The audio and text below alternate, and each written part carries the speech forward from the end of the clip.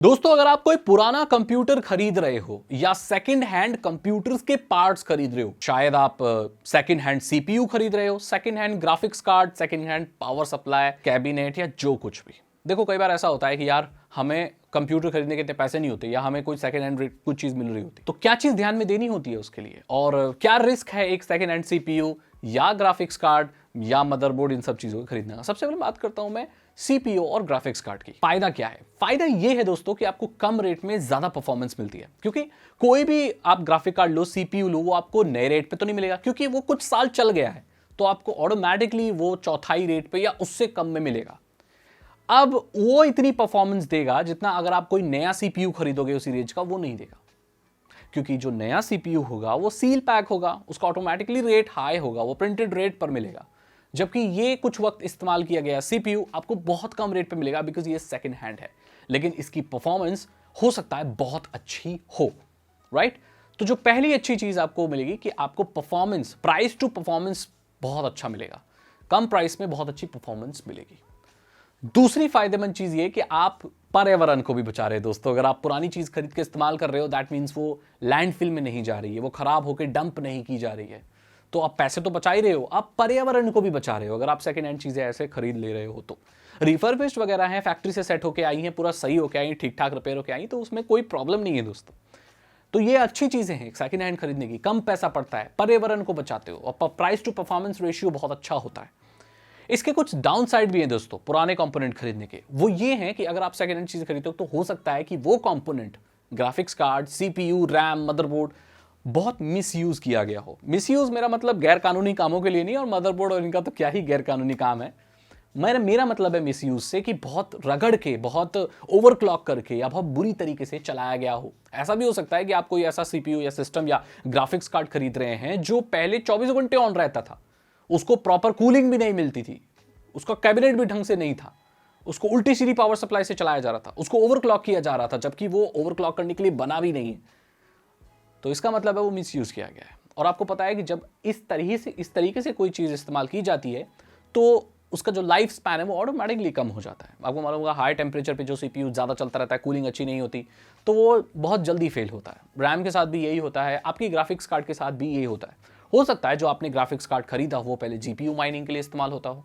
Normally जो computer में graphics card होते हैं वो तभी ऑन होते हैं जब आप गेमिंग कर रहे होते हो, लेकिन जो जीपीयू माइनिंग करते हैं वो कॉन्स्टेंटली 24/7 काम कर रहे होते हैं। इसका मतलब है उनको बहुत काम लिया जा चुका है और अब उनमें इतनी जान बची ही नहीं है कि वो आपको 3-4 साल भी निकाल सके। हो सकता है कि वो आपको 2-3 महीने में खराब हो जाए। दूसरी आपको जो इश्यू देखने को मिलता है सेकेंड हैंड कंपोनेंट में, कंपैटिबिलिटी, क्योंकि अगर आप कोई सेकेंड हैंड चीज खरीद रहे हैं इसका मतलब वो काफी साल पहले लॉन्च हो चुकी है।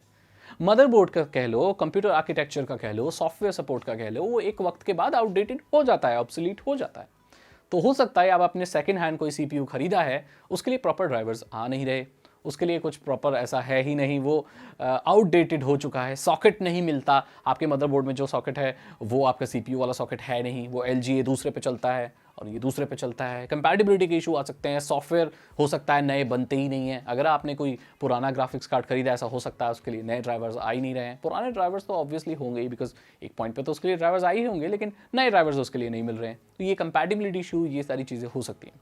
तो यहाँ पर मैंने आपको बताया कि क्या प्लस पॉइंट हो सकते हैं, क्या माइनस पॉइंट हो सकते हैं, और इस वीडियो को बनाने के बाद भी और इस वीडियो को बनाने से पहले भी दोनों ही चीज़ें धड़ल्ले से चलती हैं। पुरानी चीज़ें खरीदी जाती हैं, बेची जाती हैं, लोग नए भी खरीदते हैं, पुराना भी खरीदते हैं। तो यहाँ पर मैं आपको ये रिकमेंड करूंगा कि अगर आप प्राइस टू परफॉर्मेंस अच्छा चाहते हैं और आपको किसी ऐसे सोर्स से सेकेंड हैंड चीज़ मिल रही है जहाँ पर आपको थोड़ा बहुत भरोसा है कि वो इतना रगड़ के नहीं चली है, तो लेने में फ़ायदा है। और ये कहाँ होगा? ये आप किसी दोस्त से ले सकते हैं। आपको मालूम है आप ग्राफिक्स कार्ड किसी दोस्त से खरीद रहे हैं और आपका जो दोस्त है या जानने वाला है वो जीपीयू माइनिंग नहीं करता, वो गेमिंग के लिए अपने कंप्यूटर को इस्तेमाल करता है, तो आप वहाँ से खरीद सकते हैं। क्योंकि ऐसा होता है नॉर्मली, जब कोई नया ग्राफिक कार्ड लगा लेता है तो पुराना निकाल देता है, वो पुराने का क्या करेगा, तो पुराना बेच देता है। आप किसी के घर से, किसी दोस्त से ले सकते हैं, लेकिन अगर आप कोई सेलर से लें जो कि आपको दुकान वाला दे रहा है तो उसका कोई भरोसा नहीं है दोस्तों, वो कहीं से भी ला सकता है, हो सकता है उसके पास भी किसी ने बेचा हो। तो आप इस चीज़ का ध्यान रख सकते हैं। उसके अलावा एक सेकेंड हैंड चीज़ खरीदने में, इस्तेमाल करने में कोई भी बुराई नहीं है। इससे आप पैसे भी बचा सकते हो, पर्यावरण को बचा सकते हो और आपको परफॉर्मेंस बहुत अच्छी मिलेगी। अगर आप बजट गेमिंग करना चाहते हो तो आपको 2-3 हज़ार रुपए के ग्राफिक कार्ड मिल जाएंगे, जबकि मार्केट में जाके 2-3 हज़ार रुपए के ग्राफिक कार्ड मांगोगे तो लोग हंसेंगे और आपको दुकान से भगा देंगे। भगाएंगे तो नहीं, बट बोलेंगे कि आपको कम से कम 7,000 रुपए देने पड़ेंगे, जबकि सेकंड हैंड आपको 2-3 हज़ार में मिल जाएगा। अगर आप किसी पुराने दोस्त से, ऐसी भी जगहें हैं जहाँ पर 3-4 हज़ार का पूरा कंप्यूटर भी मिल सकता है जिसमें आप बजट गेमिंग कर सकते हो। GDS San Andreas, Vice City, ये सब खेल सकते हो सिर्फ डपट। हाँ, अगर आपको कैबिनेट मिल रहा है तो दोस्तों कैबिनेट का तो कुछ नहीं बिगड़ता, अगर ठीक ठाक है, हवा इनफ्लो, पावर सप्लाई का भी ज़्यादा कुछ बिगड़ता नहीं है।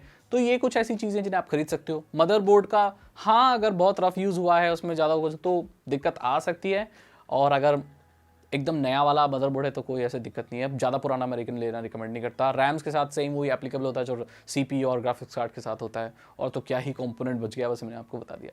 अगर आपको ये वीडियो अच्छी लगी तो लाइक करें, अपने दोस्तों के साथ शेयर करें। यहाँ पर मैंने आपका डाउट क्लियर किया कि सेकंड हैंड कंपोनेंट कंप्यूटर के खरीदने चाहिए, नहीं खरीदने चाहिए। और माउस और कीबोर्ड ये सब तो भाई नए ही लेने चाहिए। 250 रुपये का आता है, 150 रुपये का भी कीबोर्ड और माउस आ जाते हैं, तो इससे तो भाई सस्ता फिर और क्या है, तो नया लेने में ही फ़ायदा है। आजकल ऐसे ऐसे भी कीबोर्ड हैं जो 250 रुपये के आते हैं 1 साल की वारंटी के साथ, तो खरीद लीजिए, ठीक है। गेमिंग वाला कोई होना जरूरी नहीं। अगर आपको ये वीडियो अच्छी लगी तो लाइक करें, अपने दोस्तों के साथ शेयर करें। साइबर सिक्योरिटी और एथिकल हैकिंग में इंटरेस्ट है तो डिस्क्रिप्शन चेक करें। 299 रुपीज़ के 3 एथिकल हैकिंग कोर्सेज आसान भाषा में आपको एथिकल हैकिंग सिखा देंगे।